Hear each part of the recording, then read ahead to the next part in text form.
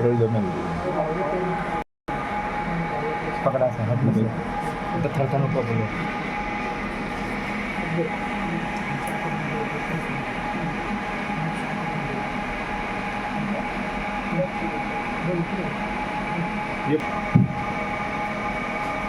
हे झाल्यानंतर आपल्याला F2 दाबायचं. F2 दाबलं की तर ब्ल्यू लाईन येते, एंटरिंग सिस्टम सेटअप. तर 2 मिनटं थांबायचं. ऑन करायचं. आता ते आपण एंटरिंग सेटअप केल्यामुळे आपल्याला 3 ऑप्शन आले. 3 ऑप्शनपैकी आपल्याला system by setting, ID rack setting आणि डिव्हाइस सेटिंग. आपल्याला डिव्हाइस सेटिंग करण्यासाठी आपलं रेड 5 करण्यासाठी डिव्हाइस सेटिंगमध्ये जायचं. डिव्हाइस सेटिंगमध्ये गेल्यानंतर रेड कंट्रोलर क्लिक करायचं. क्लिक केल्यानंतर मेन मेन्यू आणि हेल्प मेन मेन्यूला क्लिक करायचं. आणि configuration management, clear configuration, confirm, yes, okay. त्यानंतर क्रिएट व्हर्च्युअल डिस्कला क्लिक करायचं. क्लिक केल्यानंतर आपल्याला रेड 5 करायचं. रेड 5 झाला. त्यानंतर select physical disk. Select physical disk झाल्यानंतर खाली लास्टला यायचं. चेक ऑलला क्लिक करायचं. Apply changes, okay. ओके झाल्यानंतर इथं नाव द्यायचं रेड _5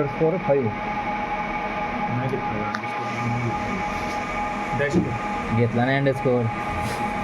त्यानंतर ती तुम्हाला टी बी दिसते, म्हणजे आपले जेवढे बी हार्डची साईज तेवढी दिसून येते आपल्याला. त्यानंतर खाली यायचं लास्टला क्रिएट व्हर्च्युअल डिस्क क्लिक करायचं. कन्फर्मला चेकबॉक्स करायचा आणि परत येस करायचं. येस केल्यानंतर ओके करायचं. ओके झाल्यानंतर बॅक करायचं. परत बॅक करायचं. परत बॅक करायचं. फिनिश ऑप्शन येतं, फिनिशला क्लिक करायचं. परत इथं फिनिश येतं, फिनिशला क्लिक करायचं. परत फिनिशला क्लिक करायचं. येस करायचं.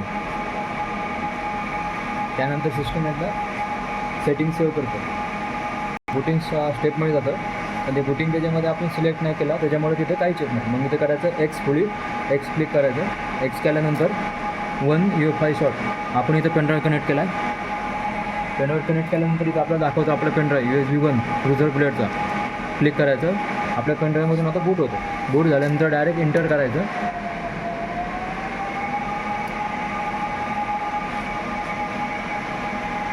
इंटर झाल्यानंतर सेटिंग सुरू होते. काय करायचं, टाईप सांगितले नो किंवा यस. आपल्याला इथं यस टाईप करायचा.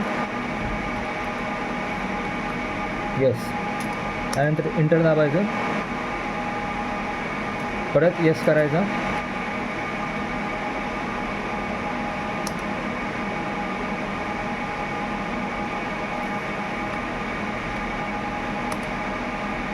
स्टार्टिंग इन्स्टॉलेशन सुरू होऊन जातं.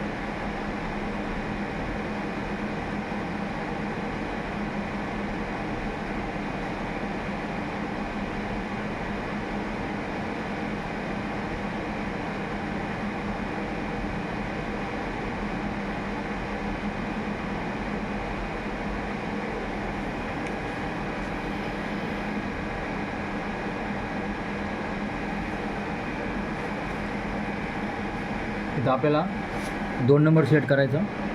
2 नंबर टाकायचा. इंटर करायचं. आपल्याला होस्ट नेम विचारतं. त्याला तुम्हाला जे होस्ट नेम टाकायचं, समजा आपण कोड साईडला कोडच्या एंडला होस्ट नेम काय द्यायचं? E code. ठीक आहे चल.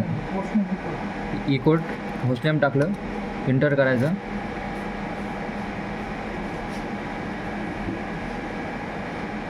ठीक आहे, क्लिक करायचं.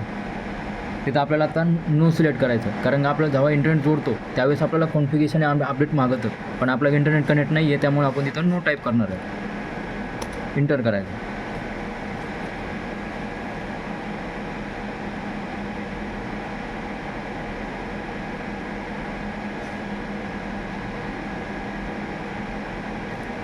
आता आपलं सिस्टम रिबूट होतं. रिबूट झाल्यानंतर एकदा आपला जो पेनड्राईव्ह कनेक्ट केला आहे तो काढून घेऊ शकता तुम्ही.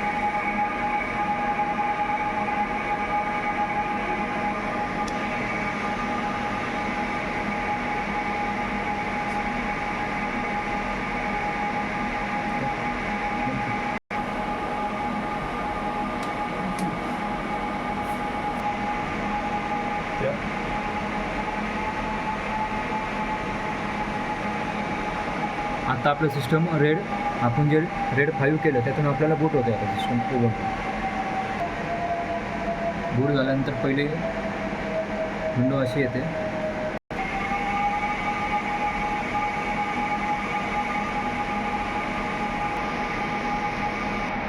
इथे आपला ना वॉइस टाकल्यानंतर 2 वेळा सर्व्हर रिस्टार्ट होतो.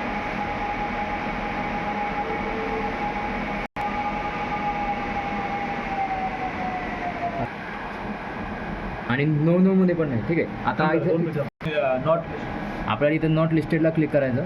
इथे टाकायचं रूट, त्यानंतर एंटर, नंतर पासवर्ड टाकायचा ई कोड, एंटर.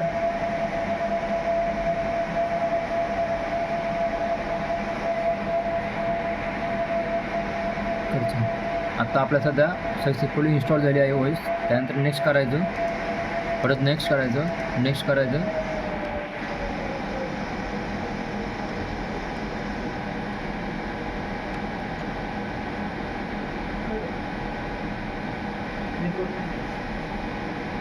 आपण पेनड्राईव्ह कनेक्ट केल्यामुळे पेनड्राईव्ह दिसते.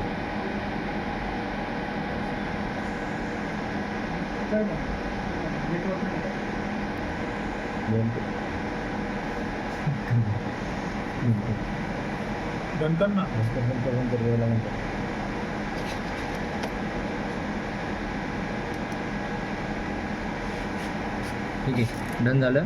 त्यानंतर आपलं जे ओएस होती त्यातले सगळे ॲप्लिकेशन आपण जे क्रिएट करताना टाकले होते ते सगळे इन्स्टॉल आहेत. आता आपण जे पेनड्राईव्ह लावला होता त्याच्यामध्ये नाव काय टाकलं, फाईल कोणती त्याला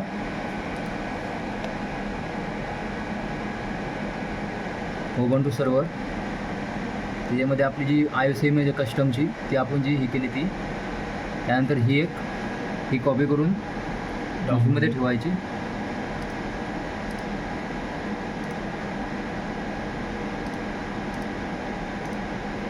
पेस्ट करायची. नंतर मग आपल्याला नेटवर्क कॉन्फिगमध्ये जायचं.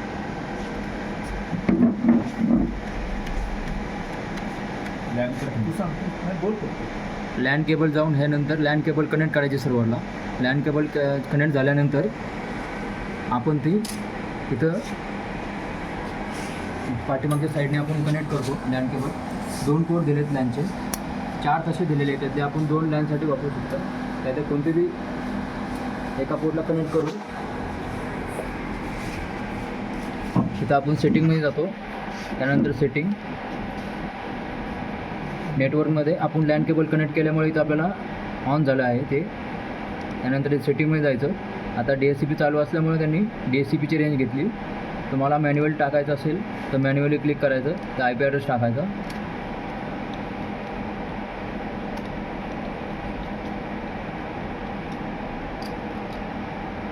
त्यानंतर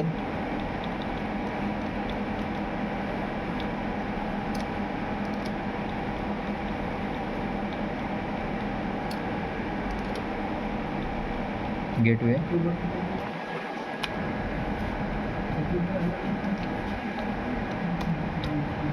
त्यानंतर सेटिंग अप्लाय करायची, सेव्ह करायची. सेव्ह झाल्यानंतर हे ऑफ करायचं, परत एकदा ऑन करायचं. ऑन केल्यानंतर तुम्हाला इथं लोगो दिसला आहे, इंटरनेट चालू झालं आहे. हे तुमचा जो आपला IP ॲड्रेस टाकला तो इथं सक्सेसफुली ॲड झाला आहे. इथे आमचा जो रोल असतो हा OS इन्स्टॉल करून देण्याचा आणि तुमचं नेटवर्क कनेक्ट करून देण्याचा, जो आत्ता आमचा रोल संपला आहे. आता ह्याच्यापुढं तुम्ही कोडच्या एंड करून जो टेक्निकल पर्सन सर्व्हर सांभाळतो तो ह्याच्यापुढे त्यांना जे लागतं ते सॉफ्टवेअर तुम्ही इन्स्टॉल करू शकता.